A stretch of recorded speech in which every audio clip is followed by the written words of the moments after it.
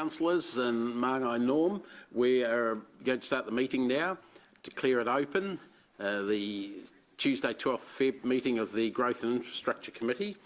I'll firstly go to apologies, and we've had in advance an apology for partial absence from Councillor O'Leary during the middle of the day. Some of that at least will coincide with lunch break. So we'll come to that later. Confirmation of the agenda. I'll move. Move and second the apologies. Oh, sorry, move and second the apologies. Forgot that. Angela and Leo, thanks. Those in favour, against, carried. Thanks. Confirmation of the agenda. I'll move that it be confirmed, noting that that item 8, the HCBA 6-monthly update, be taken at 11 a.m. to accommodate Vanessa and any other external presenters, and seconded by James, by the way, and that item C4, which is the Regional Airport Extension funding item, be accepted as a late item in the public excluded section of the agenda. The report is late as the information in relation to the matter was only made available on 9th of February 2019. The item is public excluded to enable Council to carry out commercial activities and negotiations without disadvantage in relation to that item. That item is for information unless Council chooses otherwise, but it's being put forward for information. So with those two provisos, I've moved, James has seconded. Are there any questions on that? If not, I'll put that. Those in favour, against, carried. Thanks very much. Any declarations of interest, and there will be one that when we come to a particular item, but other than that, we'll proceed. Yes, and there are two actually, sorry. Both Māngai Norm and Mayor Andrew have declarations in relation to particular matters in the General Manager's report. So when we come to the start of them, I'll allow them to make their statement and depart the meeting in relation to those two paragraphs. Other than that, we'll move on to public forum. Yeah, I'll announce those when we get to those, and we'll work through the agenda. The public forum, we have one speaker in the public forum this morning, Roger Stratford. Roger's at the back, and Roger, are we speaking from up here, Becca? Where's the? Yes. Yeah, so if you'd like to come up here, thanks, Roger. Roger's speaking to item 8, the HCBA 6-monthly update. So Roger, while you're getting there, you have done this before from memory, and yeah, either of those fine, Roger. Thanks. And Roger, there's 3 minutes to talk approximately. We'll be slightly lenient. Leave time for questions if you can within that, and the floor is yours now. Thanks. Well, thanks very much, Dave. I mean, Mr. Chair. I'm speaking today on the Hamilton Central Business Association's 6-monthly update on their events schedule, specifically the events being held in the Embassy Park. The movie night, free movie nights have been operating all over the summer. There are like two of them left, so I've attended the first 3 of them. You're familiar with the Embassy Park movie screenings. They've had Mamma Mia and so on for the public. They've been a huge success, as it's stated. Is this working? As it's stated in the report, and I'd just like to confirm that there have been sufficient numbers turning up, and families and with children to some of the screenings. The screenings usually take place of offbeat type movies of the 70s, 80s and 90s. I just feel that it would be an improvement that would improve the patrons' movie-going experience if they were allowed to sell alcoholic beverages such as beer and wine. So I'd like to request a special licence for an on-site supply of alcohol to allow it to be purchased and consumed at the Embassy Park, I believe that it's perfectly safe and appropriate.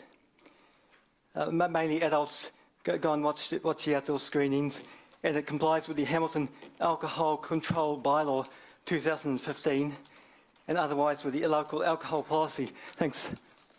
Thanks very much, Roger. Can I start with a question? Have you discussed this with the Hamilton Central Business Association, Vanessa, or any of their other staff or members? No, this is my own initiative. I'm just a private member of the public who enjoys watching these screenings. I just think it would be a good idea. Yep. No, thanks very much. Are there any other questions? Sorry, I've got Gary and then Ryan. Thanks, Roger. Thanks, Dave. Who would be the licence holder? Would it be would you suggest it would be the CBA? Would it? I understand the Hamilton Central Business Association is overseeing the project. However, the actual... You're not suggesting running it yourself or anything like that? No, I understand that people like Mark Servian are administering the movie screenings, and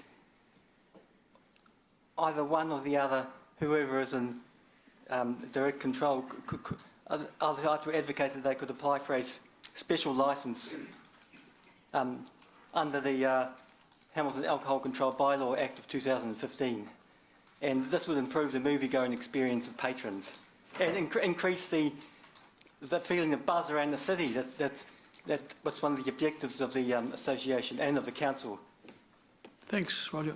Thanks, Gary. Ryan, thanks. And that'll be the last question. Sorry, we'll need to move on. Thanks, Chair. Just quickly, I think you've part answered it, but I was just wondering where the impetus for this desire to serve alcohol, if it's working well, do you think it's clearly going to enhance what's already working? Well, I understand what you mean. Some people are not staying for the whole movie. Some people are staying for 30 minutes or so, or 20 minutes, because it can get quite chilly out there, and it's hard to predict how cool the nights can become. But I feel that this would attract a greater patronage, and it would add to the general feeling of goodwill in the city, and it would lead into the river plan, which is going to be taking place in that area at some stage in the next 2 years. I hope that answers the question. Thank you. Thanks very much, Roger. The item itself will be discussed at 11, the report, and I've no doubt that one or more councillors will ask the CEO of the association what they think about the idea. So at 11 a.m, that's pretty set time, so if you're welcome to stay or come back. Okay, wonderful. Thank you very much. Thank you very much. We'll move on to councillors to item 5, the confirmation of the G&I Committee open minutes, which start on page 6, 7, the minutes start themselves. I'll move that they be received, seconded by the Deputy Chair, Jeff, Councillor Jeff. Any questions or queries arising? If not, I'll put the resolution that they be, accepted as a true and correct record. Thank you. I've got to get my acceptance and received right. Yeah. Those in favour, against, carried. Thank you very much. Councillors, we'll move on to the Chair's report on page 14, or the written one on page 15.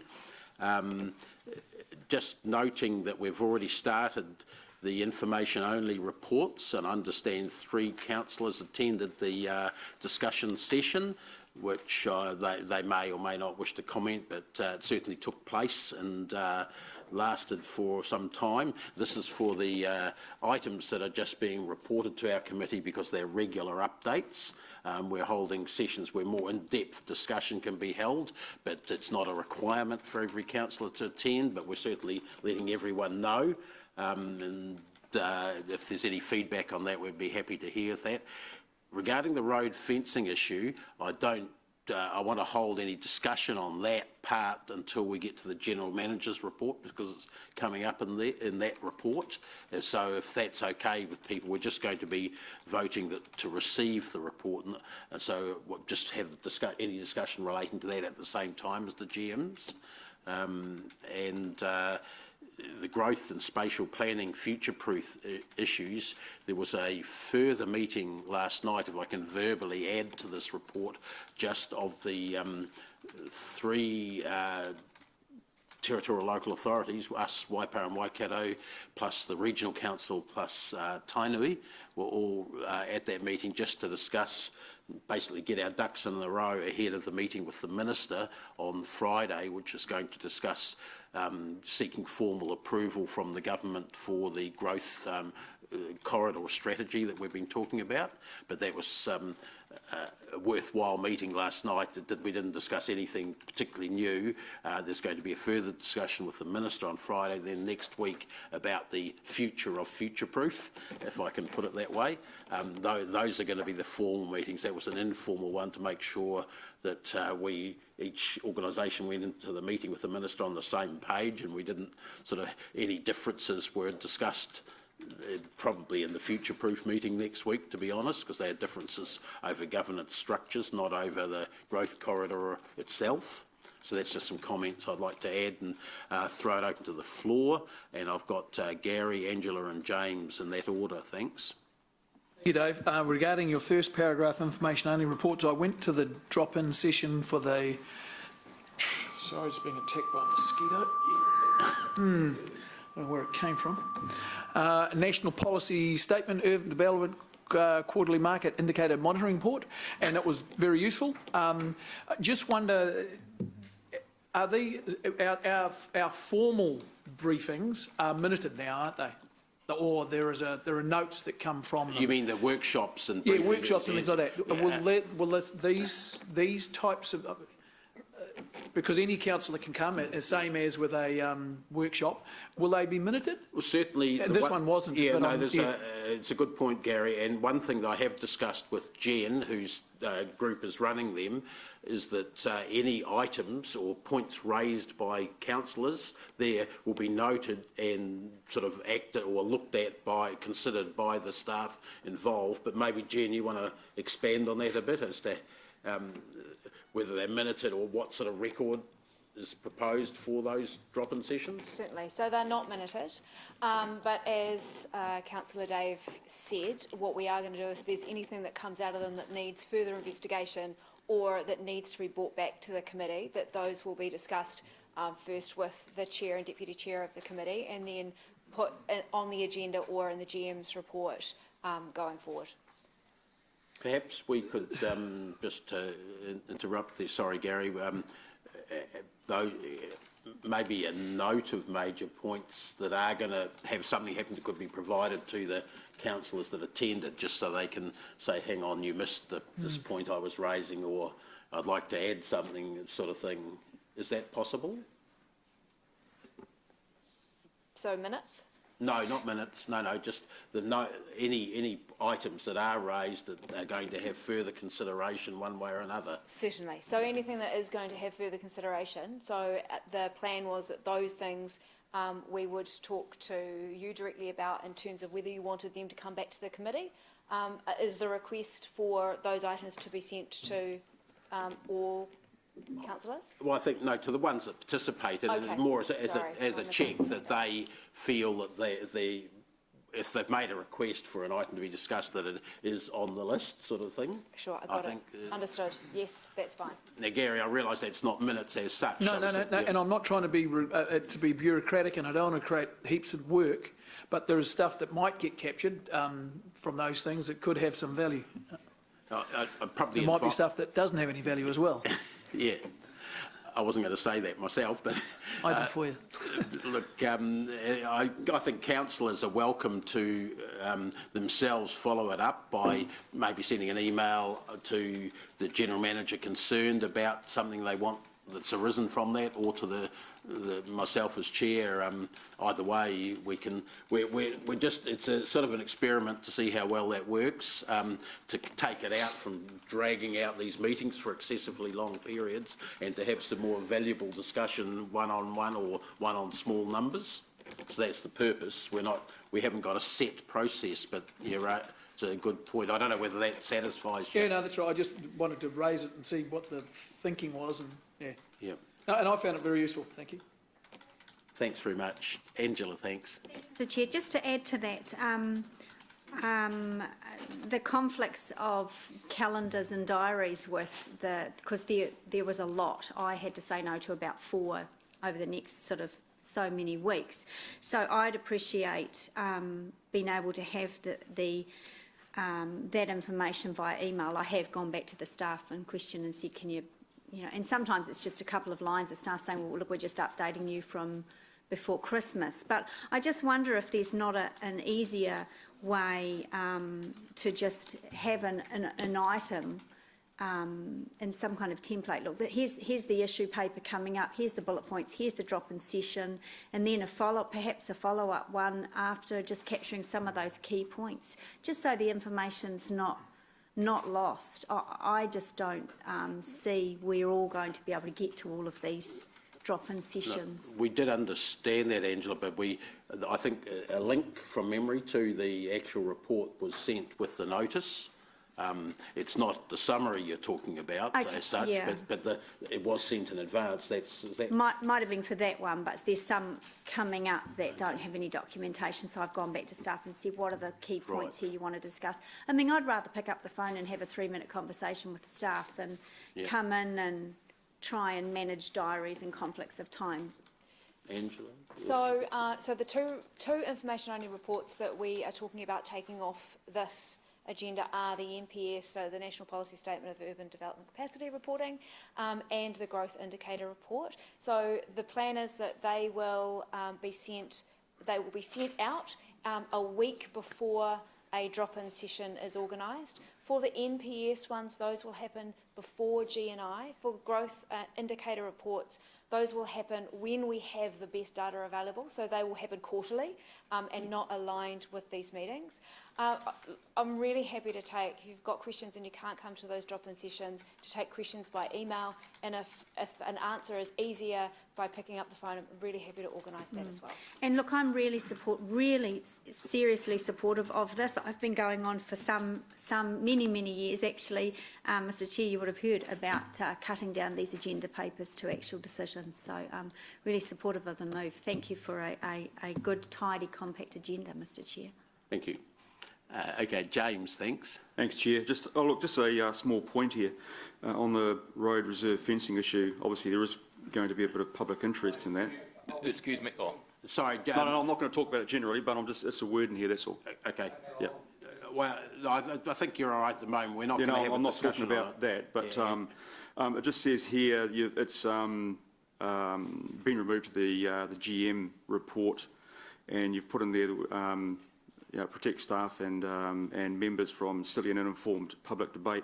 It may be ill-informed, but to probably call it silly, they probably think it's quite serious at the time. Just wondering if you'd give consideration to removing the word silly from the report. Yeah, well, look, I understand your point, James, and there certainly wasn't in reference to anything anyone around this table or room has said. There was some media comments that I felt personally with that, but I'll try and restrict my personal comments like that in future. How about that? I take your point there, thanks. Okay. But any substantive discussion, as we said, will take place in the GM's report. Who have I got next? Paula, thank you. Good morning, Mr Chair. Thank you. I hold a slightly different perspective, and I just want to ask a question around this, because my view is the NPS urban growth is one of the most important things facing local government across New Zealand, in particular this one, and as is growth. One of the key functions of governance is, in fact, oversight and monitoring, is to make sure that monitoring trends are closely watched. So I would like to, I'm assured in answer to the question that Gary put up that you will give some thought to the format and process and how we track any movement. That's really, really important. It's got to be self-explanatory.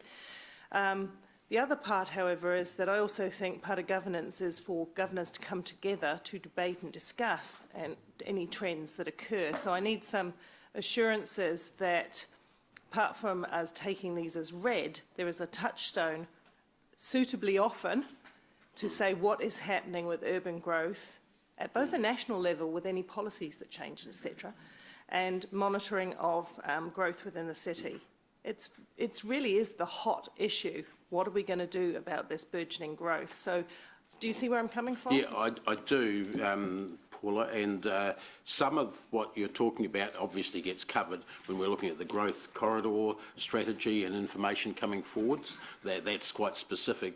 You're talking more generally national policy, national issues, and any councillor can identify either through the drop-in sessions or separately a particular point they'd like this committee to focus on, and I'm certainly more than happy to actually specifically lift something out of that and put it on, get a report from staff and put it on the agenda, you know, national housing trends or something like that, you know, and so rather than the entire report. I think the issue was the entire report, which covers quite a gamut of stuff coming there, and really... Yeah, I agree with that, and because I attend the policy advisory group, so I get a lot of the national stuff anyway, but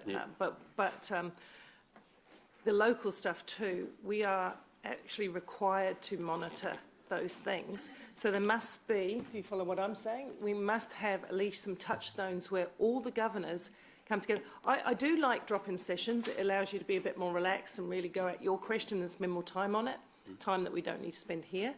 But there are times when all the governors must come together so that we can have some cross-fertilisation of ideas from each other. I think that's really important. Just want to make sure there is a time in the process where we do stop and come together and say, what have we learned? What's happening? How do we, as a collective decision-making unit, feel about it? We do have regular meetings with Jen and the other general managers, and we can, we ourselves will probably look at some of those issues that we'd like to bring forward as specialist reports, but councillors could all equally identify them to either of us and... Can't identify what you lose sight of, that's all. I'll just get Jen to comment on that. So, so the reports will continue to have the level of detail that they have now to provide you with the insight required for decision making. They are also a really useful way of us seeing trends as they happen and reporting those trends. But rest assured, if something is coming along that is a big rock or something that we really want to bring to your attention, that it won't just be in a document that we email to you and ask you to come to a drop-in session. For those big things, if we're seeing some big things change, there will be an item on the agenda to come and talk about it. Having said that, as just to support Chair Dave in terms of all of the other urban growth and sort of regional growth conversations that are happening at the moment, you will see those on agendas for the foreseeable future. Thank you, because monitoring is a governance function. Thank you. Thanks. Rob, thank you. Thank you, Chair. A follow-on question from James's. As I read your report, Chair, on the road reserve fencing issue, it appears to me that you intervened on this and asked for the report to appear in the General Manager's report. Yeah. Had that not happened... All I'll say, because I only want to talk about the process little part, not the issue itself, is yes, I did. As soon as I heard about it, asked for it to be put on the agenda. So I don't want to say any more now. Otherwise, we're having two different discussions. Yeah, that's my concern, that it's in two different places, and I'm just not sure that if we receive this, we're partially moving with what we might decide when we consider it in detail. No, receiving doesn't imply. We've got a statement here that Becca, so for the whole word, that receive I'm pleased word. That we've got. Yeah. So I'll ask Becca to read that out now, so that can clarify. Thank you what for that. Means. Yeah, so just in response to some of the questions last week around receiving a report. So by receiving a report, a committee is agreeing the report appropriately should form part of the official record of a council meeting. As with all decisions, elected members must feel that the matter is consistent with the terms of reference for the committee and that they have sufficient information to make an informed decision, even if that decision is only to receive a report. Does that make sense? Yeah, I just don't like the word decision being used in it. Well, the only but anyway, look, I don't want to get into semantics, Chair. I just want to make sure that if I haven't asked the question here, I don't get denied the opportunity to ask the question when we consider the full report. You won't get denied, and quite often chairs' reports do refer to items in the agenda, and that's all I was trying to do, was alert people to it, basically. Yeah, because it came up at just about the 11th hour. Yeah, okay, no, fair enough. And I share the same comments as James about silly and ill-informed public debate. I would prefer those to be taken. Oh, James wasn't opposing the ill-informed comment, just the silly one. Well, yeah. But anyway, that's, I was just making the point of difference there. Yeah, okay, all right. All right, that's all I have. Thanks. Thanks very much. Okay, councillors, I'll move the resolution, which is that the Growth and Infrastructure Committee receives the report. Insert the word committee in there. And seconded by Jeff. Those in favour, against, that's carried. Thanks. Councillors, we're going to move on to the General Manager's report, on page 16.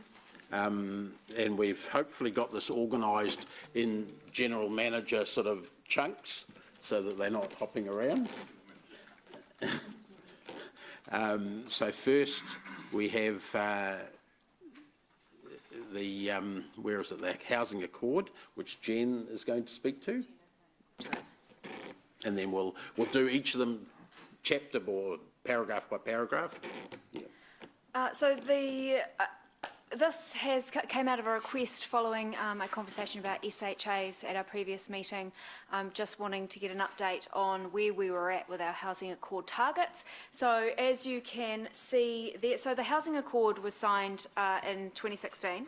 It only runs for 3 years, so we only have targets for 2017, 2018 and 2019. There are no targets post that. The legislation expires in September this year. We are yet to hear from the government whether they are planning on continuing, changing or pulling it. So the targets are just set for these 3 years. And as you can see in the report, in year 1 we were slightly under our target, in year 2 over the target, and we will see where we land in 2019. Just a note though that the numbers that we're talking about here are dwelling consents for the calendar year, and then any section that was granted during the Accord process, during the Accord timeframe, i.e. since the beginning of 2017, and then titled in that calendar year. So a slightly different number than what you would normally see recorded. Okay, thanks. And we've got a couple of questions, and I really note the massive over-subscription for the last calendar year, which is puts a different light on some of the stories we've certainly heard in public recently. But I've got Angela first, thanks. Thanks, Mr Chair. Thanks, Jen.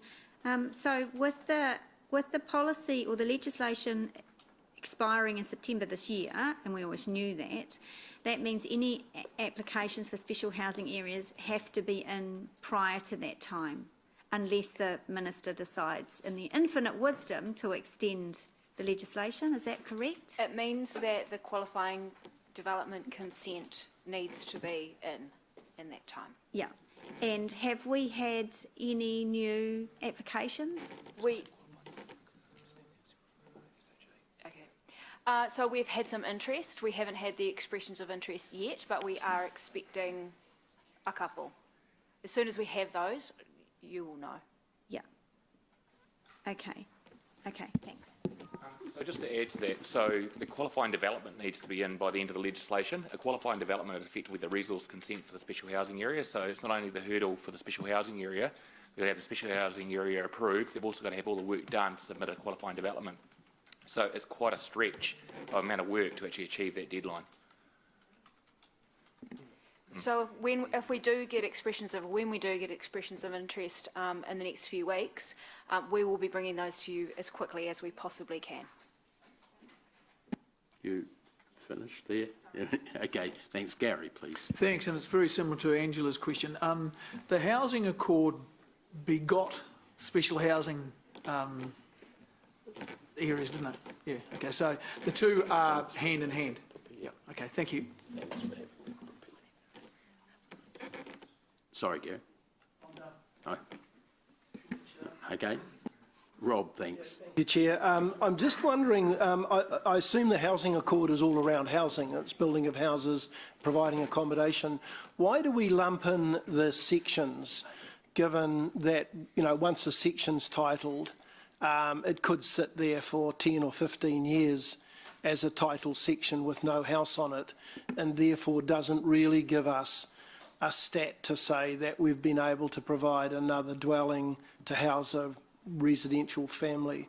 I'm asking that because I just thought housing would just have dealt with the housing consents and not required us to do a bit of arithmetic around, you know, what the number of new dwellings, if you like, that have been consented in that period. Sure. So the Housing Accord takes into account, yes, absolutely, the build of houses, but also the availability of sections on which to build those houses. So at the risk of stating the obvious, you need the section first, right? So measuring both of those things gives you a little bit of a pipeline.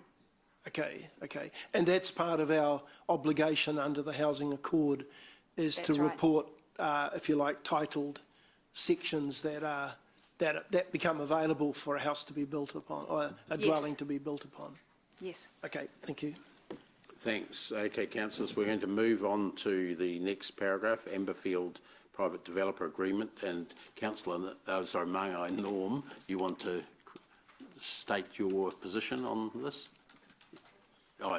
Norm's, has a conflict and a step out of the meeting, which he's doing at the moment, just with this item.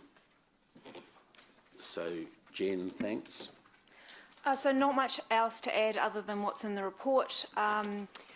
Obviously, this is a commercially sensitive topic. We are moving at pace in terms of the conversations that we're having with ADEA, and as and when we have more information to put on the table, we'll be bringing the private developer agreement back to you in a PX session. Okay, are there any questions on that? If not, we'll move on. Oh, sorry, Martin. Thanks. Briefly, and this is a general thing in terms of council facilities, be they walkways, parks, open space. Sorry, Martin, when you're addressing people up the front table, you're going to need to speak into that because you're turning away from everyone, including the microphone. I'm trying to modulate my voice because I do realise sometimes I come across in my passion as being You don't need to yell this time. Just trying to keep it down.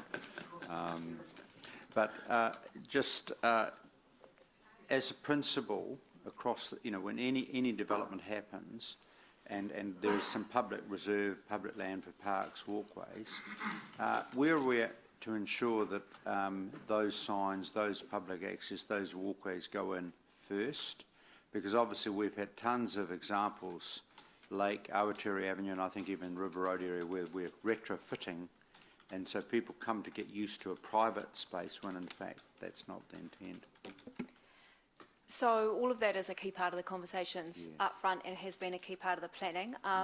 We had a briefing last year, it was quite some time ago, and the team heard loud and clear what your desires were in that space. So it is a key part of that conversation. Karen Saunders, who's the program manager for Peacock, will be in shortly to talk about the Peacock program in general. She will be able to give you some more detail in terms of where we're at with those particular parts of the suburb. Okay, thank you. Thanks very much. So that's that one. We'll move on to page 18, Strategic Regional Collaboration, and Blair is going to be introducing this one. And Thank you, Chair, and I think you've done a great job in your Chair's report and sort of given an update on the corridor plan, the metro spatial plan, the conversations at Future-Proof. So I'm happy to the Chair just to take questions on any element of the items on pages 8 and 9. yeah, so that's paragraphs 11 through 27, and the headlines for the different regional collaboration bits of alphabet soup. I'm not supposed to call them that. So I've got Gary first, then James and Paula. Thanks. Thanks, Blair.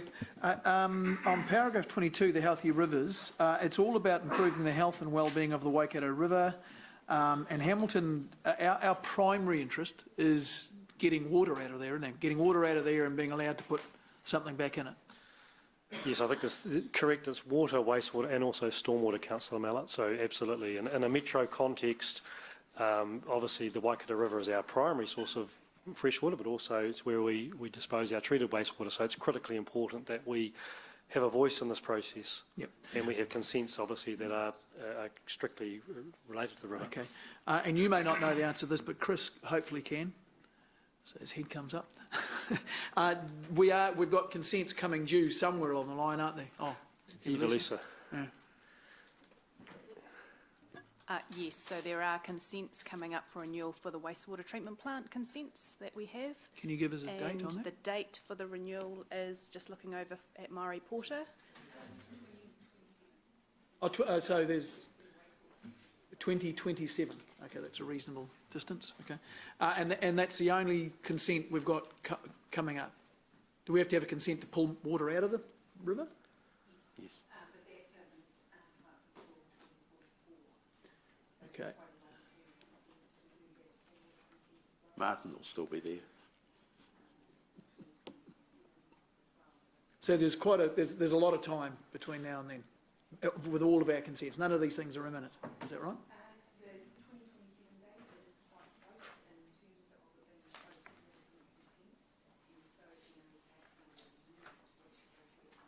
Okay. Okay. So, Councillor Mallett, you'll note that we have a resolution to come back and talk about sort of wet industry and water and wastewater to this committee in the next meeting. And it's all sort of linked into that matter that Maury was referring to, the upcoming consents, our ability to, as a growing city, to think about our water and wastewater ability to treat things. So they are interrelated, and whilst it may be 8 or 9 years for the consent to be renewed, these things have a long lead time, and we need to be actively involved in these processes now to ensure that we as a city can deliver a growing city's need around water, wastewater, stormwater. So this time is actually quite time critical now for us. Very much the reason I asked the question. Thank you. Thanks, Gary. James, please. Thank you, Chair. Thank you, Blair. Future-proof, any update on a name change on that?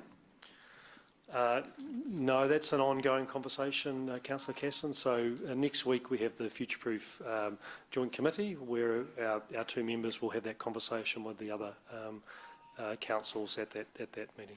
Okay, and the second one there with Healthy Rivers, obviously it's a plan and we're submitters to it.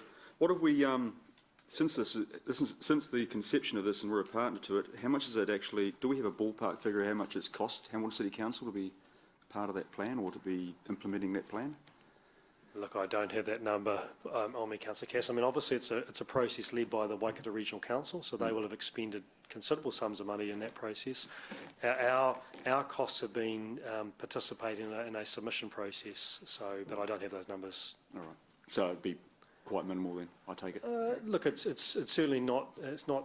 No, look, I'm guessing, but the number is not. It's certainly within existing budgets. It's mainly staff time, It's mainly staff time. There is some external. We are participating in a joint process with some of the other councils in the immediate area. So there are some expertise we're engaging to procure for that process. But the majority of it is our staff and our staff time. Thank you. Thanks, James. Paula, please. Yeah, just two short questions. The pulling out of funding any of the administration, what effect will that have on the Future-Proof to run itself? How is the administration now going to be covered by the Regional Council and the other councils? So you're talking about the Waikato plan?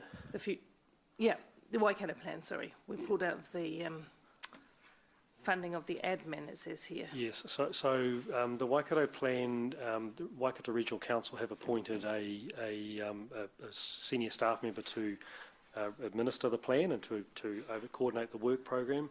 The other councils have continued to fund the Waikato plan in the current financial year with the intention that from next year the Regional Council would look to potentially pick up that administration funding on behalf of the region. So it hasn't changed the ability for that plan to continue as well. Carry on. Thank you, that's good to know. And we would only support initiatives on a case-by-case basis. Would those be things that have to be directly within the city, or are we still open and attentive to the fact we might get benefit from something that's outside the boundaries of the city but has regional economic benefit?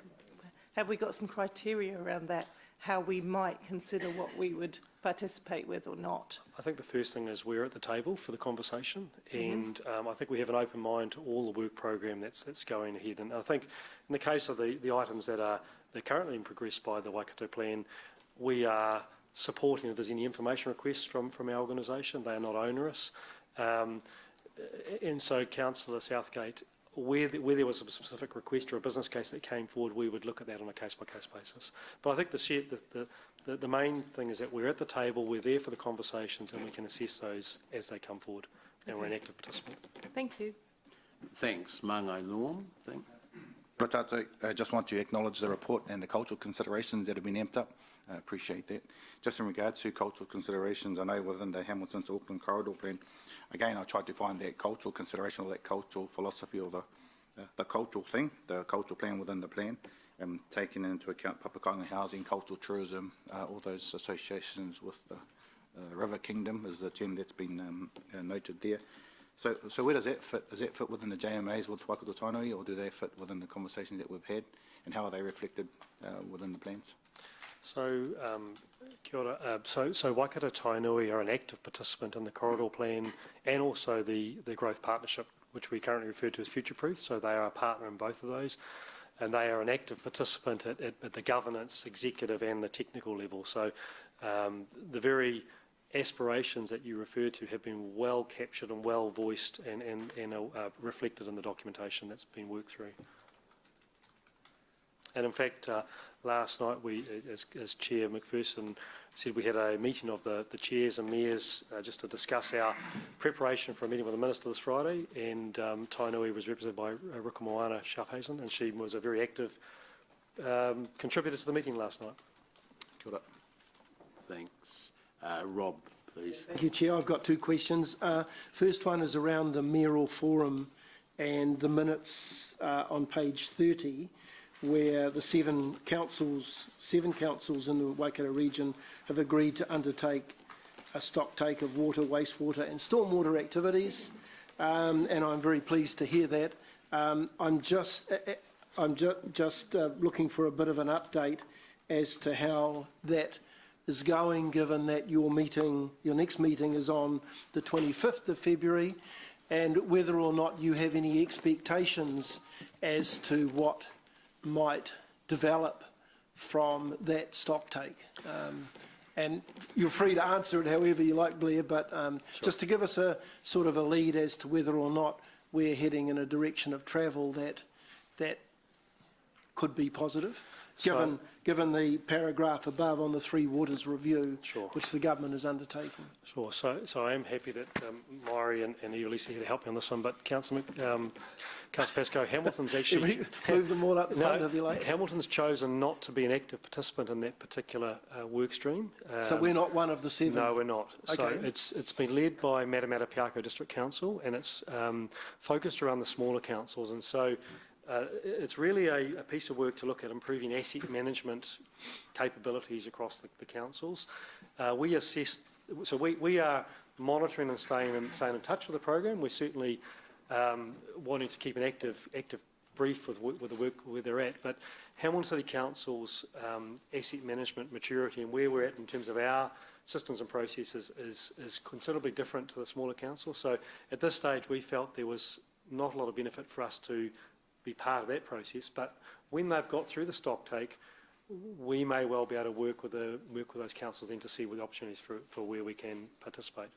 So in your view, it could be a long period of travel to get to a state where we might join them. We might go into the tent and join them as a participant. Yeah, open mind. I think we certainly are all the way through saying we want to support where we can, but yep. I think if we come back to the Three Waters review and our position, our council's position on that particular matter that we submitted, which was we were open to collaborative models, we were looking for scale, we were looking for potentially a Wellington Waters type model or something similar, is a little bit at odds to the work in this space, which is looking at simple asset management collaboration when in fact in Hamilton's case, we're already scaling up in terms of our procurement. We've got scale in terms of our purchasing power. Mm. So it seems to me that the benefit is for the smaller councils to replicate what we're doing as opposed to for Hamilton to join them. So we want to be helpful, but we're also mindful of our resources needing to be focused where it's most valuable for us.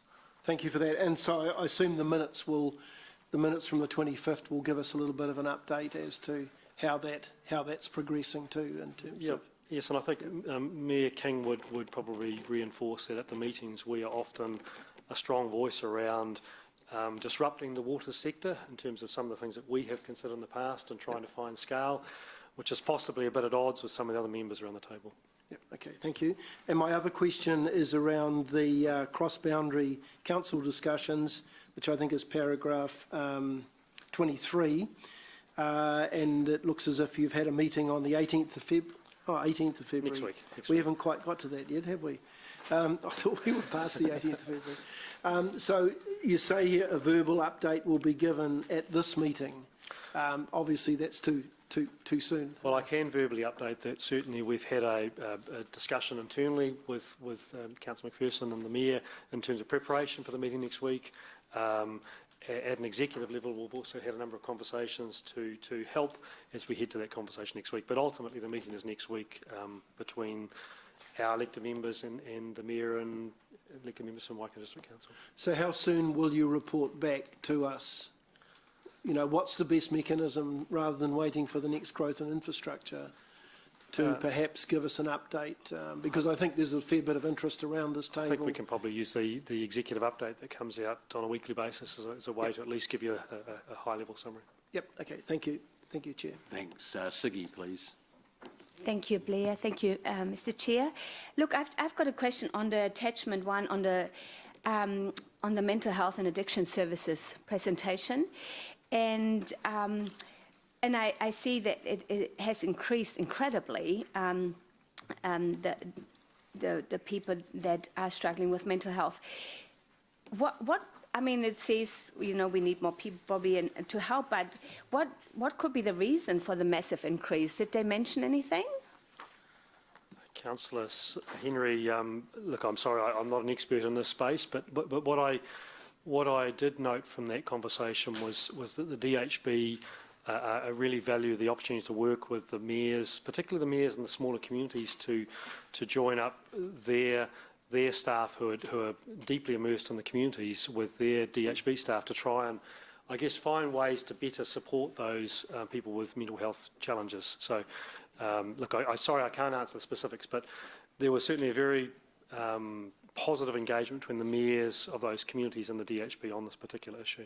Okay. Siggy, I might just add to that from you putting the DHB hat on very slightly, that the comments here, I've noted them myself, are, let's say, more doom and gloom in them than have been presented to the DHB board. Okay. So some of what you're raising, I'm also, and Councillor Gallagher, we're both going to be taking that up, because it's a little bit, it's not at odds, but it's okay. It appears worse when you read these notes than certainly what we've been told. Okay. I'm just wondering, I'm just floating that here is, because I'm just thinking, what can we do as a council, and what influence we have got? And one of the things I was thinking was actually we're putting chlorine in our water, in our drinking water. It's a disinfectant that disinfects our gut bacteria. So the gut is our second brain. So, and we're at least in the third generation of using chlorine, and it's passed on the lack of gut bacteria. So I don't know. Has it got anything to do with mental health? Maybe. So whether we might be looking in the future at some other ways of putting different, not disinfectant, but different things into our water, like European countries do, that will kill the bacteria and the viruses as well. Would that be an option, looking at that? Look, I'm afraid that's outside my expertise, Councillor Henry. So, yeah, look, I think the key here is that there is ongoing conversations between the council staff and the DHB to explore ways to work in partnership to better support those people with a mental health addiction, and I think that was the extent of the conversation in the forum. As to other factors, I mean, that's something for each council to consider. I will talk to my colleagues from the DHB that are sure. On the DHB. Thank you. Thanks, Siggy. Mark, please. Thank you. Just briefly, Blair, regards to the mayoral forum, I noticed here I haven't seen a lot of discussion on potential collaboration in waste and recycling. How often is that brought up in that forum? because everyone's changing their systems, etc. And I just wonder if there could be some benefits there. Look, Councillor, I don't recall that being discussed of recent time, and certainly there's an opportunity for any council to put any particular matter on the table for discussion. Yep.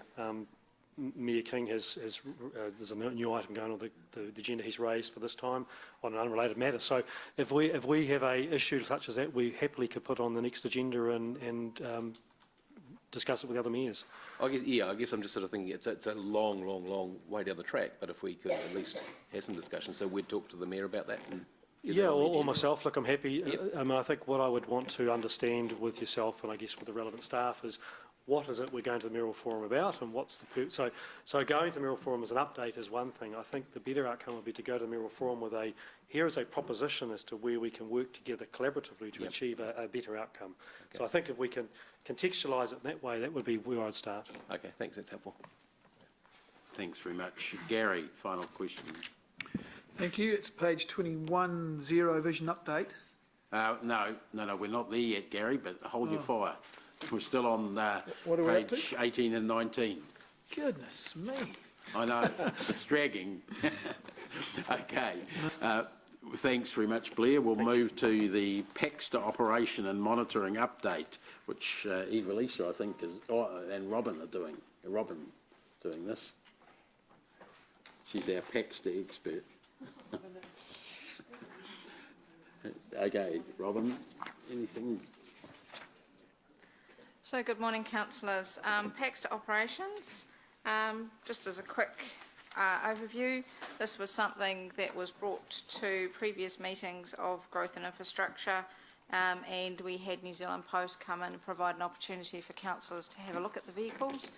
We've been working closely with NZ Post, with our various advocacy groups such as CCS Disability, Blind Foundation, Cycle Action, Disabled Persons Assembly, Living Streets, and around the operation of these vehicles, and have undertaken various activities in the form of monitoring, on-site monitoring, surveys on-site to see what activities are happening, as well as online ones, as well as keeping track of various incidents that they've had.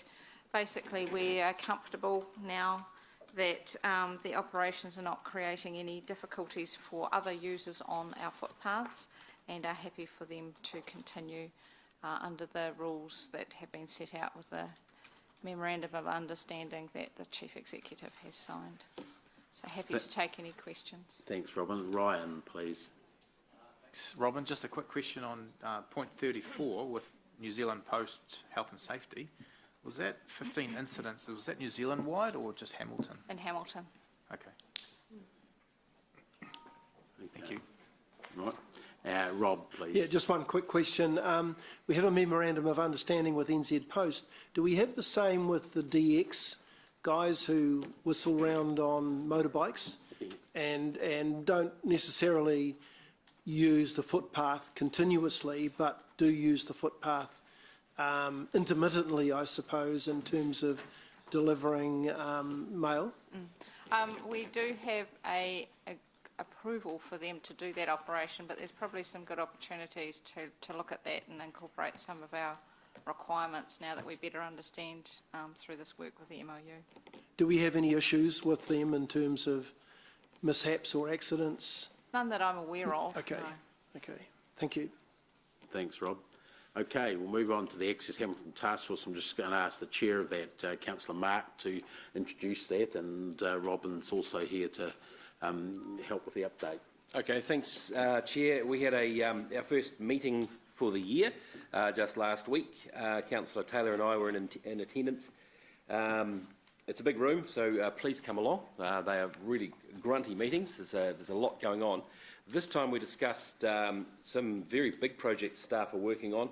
We were advised by staff, though, that no matter how much budget we have, people are hard to come by in this field. So there is a certain stress upon staff with regards to planning, but they're bravely soldiering on. We talked about the School Link cycle initiatives, which at this stage are in the consultation phase. And one of those is at Love Your Bike Day, which is coming up. Is it this weekend or next weekend? Next. Next weekend. Great. So that's chugging along quite nicely. The School Link is a massive project which runs effectively between Hukanui and Peach Grove, and that's due in the next few years. It is, it's got the go-ahead. We are at this stage looking at the mapping of same, and we've got the long list of design options developed, and we're about to take that to Love Your Bike Day for more consultation. And then by about June this year, we should have our implementation of the funding application submitted to NZTA for that one. So that's it's going along very well. We're trying to take advantage of a lot of advanced TFAR, which is advanced funding basically, because this government is very much in the mood to help with these kind of initiatives. There are some, I'm really thrilled that we're in the preliminary design stage for 3 potential links between the Wairiri Drive, or at least that longitudinal trail, and across town from the... You're talking about cycle links? Cycleways, yes. Yep. Beale Street, Clarkin Road and Crosby Road. We're in the design phase of those, which are looking really, really promising and very cost effective as well, which we're excited about. Community awareness is, like I said, the Love Your Bike Day is coming up. There are some kids on bikes initiatives, etc., and various pop-ups. We also discussed the Gordonton Road intersection, which is slated to be completed at the end of March now. This is quite significant in that we've got a very innovative solution going in there for speed management, and that is these raised platforms. Now, this is a 60k zone going through there, and these raised platforms are going to be the first in the country of their nature on a road like this. They've been trialled very successfully in Australia and around the world, but this will be the first in New Zealand. So there's a lot of people watching this, but the work is going extremely well. Look, the guts of it is they discovered a bird's nest underneath the intersection, which made it very hard to speed that along. A lot of wires and a lot of services in there. And as you know, in this business, the left hand and the right hand don't necessarily coordinate. So they've managed to do a lot of great work in there. But these platforms are going to be very big. Robin will talk to those shortly, I'm sure.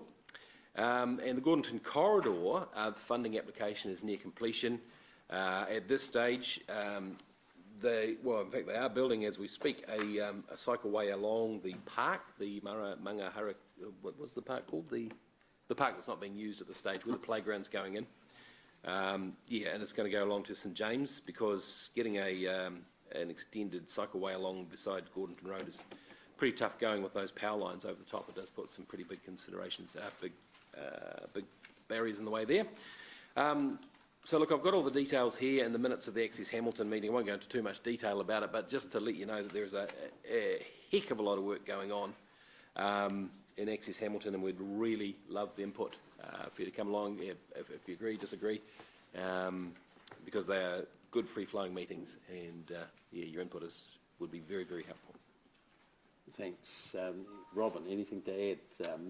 Has he left anything for you? No, I think Councillor Mark has done me out of a job, and I'm happy to answer any questions if Councillor Mark can't answer them. Okay, Siggy, thank you. Thank you. Thank you for that fabulous report, and thank you for the intro, fabulous intro. Look, I was just looking at the 3 main crash types, and I can see that some of the... So we're still doing the Access Hamilton Except we're not on Division 0, sorry. Sorry. You and Gary are both focused on that. We'll get to you. Sorry. Okay, if there's nothing else on Access Hamilton, we will move on to Vision 0, which Robin's going to introduce, and I will, yes, I see Gary and James are up. Siggy, you better get on the list, quick. Okay, Robin, thanks. Okay, so the Vision 0 update, there's a quick update on the one fatality that we've had this year involving a motorcyclist in Peach Grove Road. And then a bit of an overview, as was asked at the last committee meeting, on the various crash types that we do have in the city and the trends that we have. So that data is based on the 2014 to 18 inclusive period, and does include the state highway network through the city, so it's all crashes in the city. I think that in general the data is reflective of the fact that Hamilton City is a predominantly urban local authority. So we have very little rural road network in our local authority area compared to most other even urban authorities. So the likes of Auckland Transport and Christchurch, for example, have a larger percentage of rural than what we do. We're a very compact local authority and that's predominantly urban. So the type of crashes that we're seeing, crossing, turning, those sorts of ones are very much reflective of the fact that we have a large number of intersections and we have a large number of vehicles moving through them. The poor observation, failed to give way, stop, again, are both higher than the national average respectively. Again, reflect that we have a urban network and also reflective of the fact that people do tend to treat driving as something that they can do while they're working out other problems in life, planning tea or working out what they're going to do when they get to work in the morning. So there is a great reliance on the autopilot to get people to and from their various destinations safely. And just then working through the fact that is this sort of information that helped us develop the Access Hamilton Transport Improvement Program, and that we have a large number of programs underway which are targeted and helping us to address those issues, and happy to take questions. Thanks, Robin. We've got quite a list here, so starting with Gary, thanks. Thank you, Dave. Thanks, Robin. So on paragraph 46, you've given the three main crash types were, and there's three main crash types there. Then you've got contributing factors. So the crash types, I think, are to do with the nature of the road, and the other four are activities that the driver is doing. Yep, And so those would be the things that are very, very hard to impact upon, whereas the crash types, that's about the way we build roads and intersections and things like that, which may or may not be perfect, but that we have more control over that. Is that correct? the contributing factors result in those type of crash types because, excuse me, result of poor observation or failing to give way is why we end up with so many crossing and turning type crashes. So the crash type is a reflection of where those crashes occur and the type of crash they are. So they're when cars are hitting each other in an intersection, crossing, turning, versus the bend loss of control is when you tend to have a single vehicle loss of control. So there is work that we can do in both areas. So obviously things like devices like roundabouts and traffic signals help us with those type of crashes. But if we haven't got people being observant, for example, of traffic lights changing from green to yellow, if they're not observing that, then we still do end up with a crash in that intersection. Yep. And that's why I'm trying to, and I think your report also separates things that we have a reasonable amount of control over versus things that we can have a little impact on, and that is people's behaviour. But presumably we're best to spend other people's money, ratepayers' money, on things where we can have a significant impact on reducing costs, reducing accidents, than on things that we have very little chance. We've been trying to stop people drinking and driving since we had cars. People have always, are poor observers and get distracted. So I don't know if we can spend a lot of money and get a good benefit out of that, but we could possibly spend a lot of money and get good benefit out of the nature of our intersections and things like that. Is that right? Is that what you're trying to say, or what are you telling us this for? So, the way the money is spent is very much reflective of that. So the majority of the funding and large amounts of funding are into infrastructure because infrastructure work is so expensive. There is still a role to play with getting out and engaging and educating the community. And so we do some of that work. And that work is supplemented by activities undertaken by the likes of NZTA and the HCC and other partners in that area. But as for a dollar spend, it's a very small percentage compared to the work that we're doing in the infrastructure area. Okay, because you know, you can build a road such that it is fail-safe. You know, like, you know, a lot of our highways now have a big barrier down the middle, which is, you know, you immediately eliminate head-on collisions. Correct. But these signs I see, and I know they're done with the best of intention, you know, don't fall asleep at the wheel, or get home, mate, don't kill yourself, and those sort of things. I'm not sure if those things have much effect at all. So And I just want to make sure that we're putting all of our money into things that we know scientifically do reduce accidents, as opposed to, you know, it's some idea that a seventh former had in a project. We don't have seventh formers now, do we? So NZTA have taken an evaluation of the education and community engagement type campaigns that we do and other local authorities and themselves undertake throughout the country. And there is good evidence that there is behaviour change as a result of it. So Result of what? as a result of those education and engagement activities. So it's not And so just give us an wasting example. money. What sort of things are those? So they are Like things. ads on TV with don't smoke weed before you drive and things like that? Yes, those sorts of things. Thinking about your speed. So some of the intersection campaigns that they run. Things like lights. There's been a recent work around summer ice, which is something that, you know, potentially. Around what? Summer ice. The So it's black tar coming up through the stones. So okay. it's basically when we have long periods of fine weather, you get a lot of detritus and fine, you know, exhaust fumes, etc., that sit on the surface of the road. Then we get a light shower of rain or the first flush of rain. It takes a little bit to actually wash that off the road, and the road actually becomes very slippery. That's been coined as summer ice. So they're the sorts of education activities that get undertaken just to raise people's awareness of that. When, you know, they may be potentially thinking, actually, this is not something I need to worry about. So Okay, so that's a really good example, because that is something that maybe, and maybe there isn't an engineering solution to that yet, but that I would have thought you can prevent that by building your roads somewhat differently. And I could be wrong here because I'm totally ignorant in this field, but as opposed to spending money on telling people to be careful that it's. You could eliminate the thing. no, you can't. You can't, So okay, summer ice is just basically the build-up of So that's always going to be dirt with and us dust and that until sort of such thing. time as we develop a Until we system of start building flying. roads.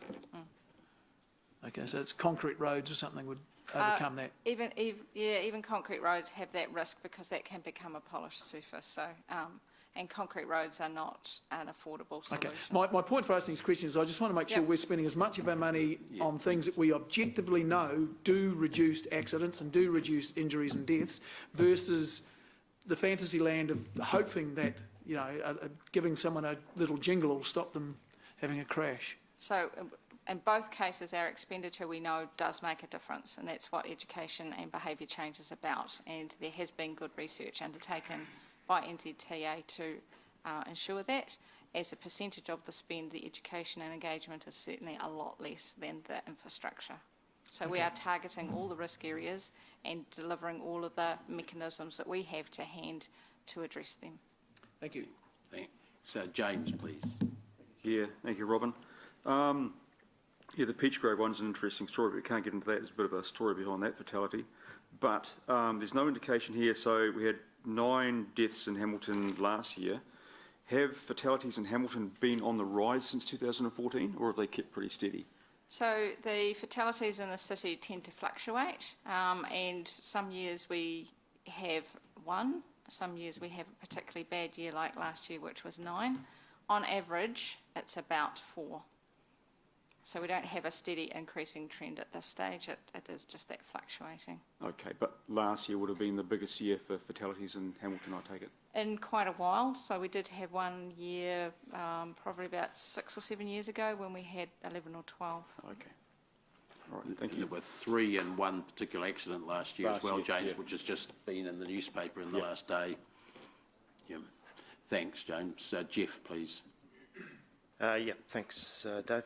Robin, On bottom of page 21, the reference to the pedestrians, the crashes involving pedestrians, 21%, and the fact that it's 9% higher than the national average, which is obviously a concern. It's a very uneven contest between a vehicle and a pedestrian. Are you confident that we have staff have incorporated everything we need to know about this into our Access Hamilton work? I mean, does this come as a surprise, or are we incorporating this knowledge into what we're doing in terms of shared spaces or whatever? Yes, yes. So I guess there's a variety of ways that we're addressing the pedestrian issue. It is something that we knew about. We have been overrepresented in pedestrians and cyclists. So again, it's a range of activities. So we've been putting, for example, signalised pedestrian crossings as part of our upgrade process around the city. So that's providing safe opportunities for people to get across the road. But we also need to do some education and around that. And so we do quite a lot of work, particularly around schools where we've got those facilities. So making sure that the kids and parents and teachers actually understand their responsibilities and what they need to do to keep themselves safe. So, it's applicable for anyone. It doesn't matter whether you're in a car or whether you're walking or cycling. Just because you've got a green light doesn't mean the way is safe. It's worth having another quick look to make sure that somebody has actually missed that. So that sort of work is what we're doing and trying to give young adults the skills to go out there and be active. Okay, so you feel we've got it covered off as best we can in terms of what we're trying to do? Yes. Thank you. Thanks. Leo, please. Thanks, Robin, for the report. Very thorough. Look, I've had a look at a lot of the data here, and in 2018, the Waikato region, they had a total of 67 deaths from 54 crashes. We had 9 deaths from 7 crashes, and sure, we had a triple on the Avalon Drive bypass. What really concerns me, of course, is Waikato district also had 9 deaths, which is the same as us. And when you look at our speed environment compared to the Waikato district speed environment, it's totally out of kilter. There was only one district within Waikato, which was Matamata-Piako, where they had 10 crashes with 8 deaths. When I look at the Waikato Police District, which excludes South Waikato District and Taupo District, there was 48 deaths from 41 crashes. When I look at the 27% alcohol, we were basically on top of alcohol enforcement a few years back, and here we are 27% again, which is obviously a great increase. One of the biggest conflicts, of course, we've got is that the environment which we operate in is basically full of intersections, and I think we can only do so much, and it's really a community concern, which I don't think the community is behind us at the present time as far as road safety concern. And road safety is everybody's concern, it's not just our concern, and I think somehow we have to try and get a little bit more motivation into the education area and into the enforcement area, which I think is a little bit slack at the present time. The number of times you get over, very seldom do you get overtaken on a highway where your speed limit is 100k, but regularly do I get overtaken on places like Ulster Street and all these sort of places. Now, whether it's because of the congestion issue which we're starting to face around here, whether it's because of the impatience of drivers, all these sort of things are adding up to it. So I think what we should really be... Leo, just if you can frame a question out of all of that, it would be great. Should we really be putting more emphasis into the education role, which council can play, along with HCC and NZTA and along with police, instead of sort of spending so much money, and really the vast majority of all this money has really gone on one intersection, which is your Thomas Road one. So I don't know how we get these people motivated to, get them behind us with a big education campaign. When we go back a few years, we used to go in this city with no fatal crashes for a whole year, and it was quite regular back in the 80s and early 90s. But now it seems to be getting away from us totally. I don't know whether you can answer it. You probably can't, but It's So- pretty frustrating as far as I'm concerned. Yes. We're losing ground all the way through. Yeah, so just a couple of points to note there. We did have 9 fatalities last year. Several of those were pedestrians. So the reality is that if a pedestrian has an interaction with a vehicle at any speed, then they've got a high risk of death. And one of those was a car rolling over someone in a car park. So very, very low speed. So that managing speed is a really important activity that we have, and we've been doing a lot of work with councillors through the Access Hamilton and Speed Management Working Group to develop a speed management plan for the city, and that's a report that we're bringing through to councillors for the March meeting of this committee, which has to date involved quite a lot of interaction with the community. We are going out and seeking communities' input into where they have concerns around safety and the role that speed plays in that. And the speed management plan certainly includes moving forward that ongoing engagement and trying to get communities to support us in that work. Yeah, and just one question on paragraph 46, first bullet point. You've got over the 5-year period, 14 to 18, there's 24 fatals, 212 serious crashes, with 47 minor injuries. Sorry, 234 serious injuries, I think it is. Yes. And 47 minor injuries. Yes. Is that round the right way? No, I would normally hope you- not. Good spotting. Yeah, good spotting. Because normally you get a Yes. minor injury compared to a serious one. Yes, no, thank you very much. That's very good spotting. Thanks, Leo. Certainly, I think a lot of us share your frustration about the backwards direction. Yeah. Siggy, thanks.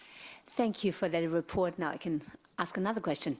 And I'm just following on from Councillor Leo Turman.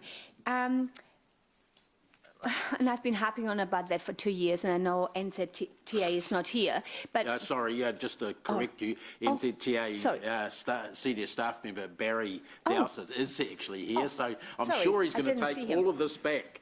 So Fabulous, I love that, thank you. Well, I want to know whether you've heard, is there any appetite from NZTA for compulsory driver training? I can't comment on behalf of NZTA. That was something that Harry, what's Harry's surname? Wilson. Wilson, sorry, did discuss, well, people discussed with him when he presented to us last year, so it might be worth us, I know several councillors sort of nodded their heads when it was raised from memory, so we might actually be able to raise how that's going with him. So I understand that the Ministry of Transport are considering that amongst a whole lot of other things in the development of the Beyond 2020 road safety strategy. I had expected that we might be seeing some early drafts of that document and thoughts and ideas around now, but we still haven't seen anything. But there has been a commitment made by the Minister, Associate Minister Julian Genter, as well as the Ministry of Transport, to have some good engagement around that. So I think once that comes through, we'll be able to certainly involve councillors in that as well. So can we, as a council, can we keep pushing that? I remember Mayor Andrew used to go down to Wellington and have, go into their cocktail parties and things and talk to the ministers. Maybe Dave, Councillor Dave could do the same. The Regional Transport Committee has also raised that issue and has written on that and other speed-related issues to the ministry and to the ministers in the last couple of months, 3 months. So we can certainly follow that up there as well, because it's shared by our surrounding councils, those questions. Thank you. Paula, thanks. Thank you, Mr. Chair. Just want to ask a question about the intersections. Makes a comment here that a large amount of accidents happen in intersections. We do have a lot of intersections, and I know that we're working through some of the intersection issues. So my question is, are we finding that where we go in and make engineering improvements to those intersections, and I would like to catch up on the Peach Grove one that you and I met with a local... Tiaraha Grey. I always think it's in Peach Grove. Tiaraha Grey, thank you, you're right. I'd like to catch up with where that one is, because I know good work's going on. Does that Are you finding where those intersections are retrofitted and changed that you're getting a lower incident of any kind of lower incidence of accidents on those intersections? Yes, we do. So spending money on engineering the most dangerous intersections is the right focus? Yes. Thank you. Thanks. Mark, please. Thanks. Robin, just regards a lot of the questions today have been about the increasing, injuries, etc. What part do you see that a rapidly growing population plays on that? I think that it's one of those things with growth. It depends on the economic impact on, the economic status of the country at the time. I think Councillor Leo's talked multiple times about when we had the oil crisis and carless days and all those sorts of things.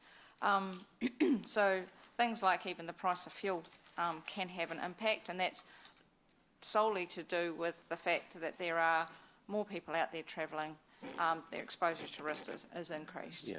I think the challenge we face in the city is situations like Thomas Gordonton, where we have intersections where things have changed around them. The city has grown, it's become urbanised, and we haven't kept up with that. And where people have become frustrated with the congestion and the delays that they're having, and then start choosing inappropriate gaps. So the challenge we've got, I think, as the city grows, is to make sure that we're keeping an eye on those places where the congestion's starting to build up and get in and deal with them before we actually have that congestion and frustration being reflected in crashes and injuries. So, and we've got some pretty spectacular work going on in the digital space regards the traffic flows and increased population at intersections, yeah? Yes, yes. So that's certainly an area that we're doing more work on, is understanding what is a typical day in Hamilton as far as congestion goes, because the reality is we will have congestion, but what is a typical day so that we can respond to where things are changing, and that might be a long-term change with the growth and that sort of thing, or it may be because there's been an incident, somebody's broken down, somebody's had a nose to tail or something like that, where the team can actually more proactively help on that particular day to keep things moving. Great, thank you. Thanks, Dave. Thanks. I've just got a question to wrap up, following Paula's issue about intersections. For quite a few years, we've had one of the highest rates of crashes being intersection crashes, which is obviously borne out here. And this council for at least 12 years has been asking for the ability to place red light cameras in. I understand that's finally happening, not just as a trial, but operationally in Auckland. What's the prognosis for us getting red light cameras and otherwise using new camera technology, which we have installed at some of our intersections anyway, getting that to sort of do some enforcement and monitoring? So red light cameras are owned and managed, maintained by the New Zealand Police. And there continues to be a difficulty where they do not have the budget to do that work. The particular issue that they have is in the back room, the Police Infringement Bureau, with the processing of all of that data. So there's been a lot of work done in recent years for the speed cameras, moving that from wet film technology to digital, which has made quite a big difference with the sort of processing time, because they literally didn't have to send someone out to get the film and get it developed, etc. So they are able to use digital technology. But this continues to be a problem is in the police area. Again, I think through the 2020 strategy and that development of that work, and certainly through the speed management working group that I was on nationally for that, the red light cameras combined with speed, because sometimes people are not running a red light per se, but they're going very quickly through an intersection to manage to squeak through on the amber, and that's where you have an increased risk of injury. That sort of thing is still being discussed, and pressure brought to bear to try and get some more of that out there. So how many more serious accidents will occur while it's still being discussed? Because it's being discussed for, and this is a rhetorical question, perhaps not directed at you personally, it's been discussed for 15 years or so, to my certain recollection. Isn't it about time that some quicker action happened? It's a bit of a no-brainer, is it not? I agree with you, Councillor. I would be happy to assist perhaps in penning a letter to New Zealand Police, the Ministry of Transport, to see if we can get some more action in this area, and certainly to make sure it is dealt with properly, at least in the 2020 strategy, if not before. Yep. Okay, well, if we take that as an administrative action, but record it in the minutes, that we'll do a letter, and I think from a letter to probably from the Mayor and CEO or something like that, if that's by agreement with everyone, that we at least progress that bit. I think maybe at one of the coming Access Hamilton meetings, Mark, if we can just explore some of the issues that people have raised here today, like Siggy's one with the training and some of Leo's points and that sort of thing, so that we really can home in on some of these issues. Yep. I'll bring it on. Okay, thanks very much for that. Look, we're going to break now. We'll break until about... Eh? Oh.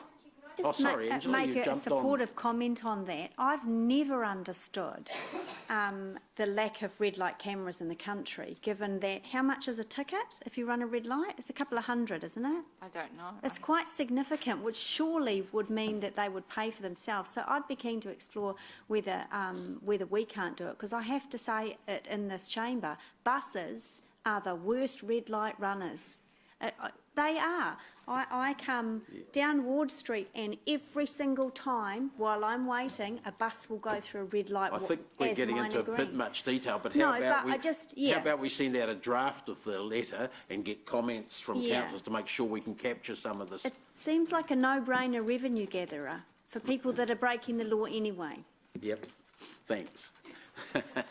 Okay, councillors, look, we'll break now to about 8 minutes past, say, and we're going to start immediately after that with the HCBA report.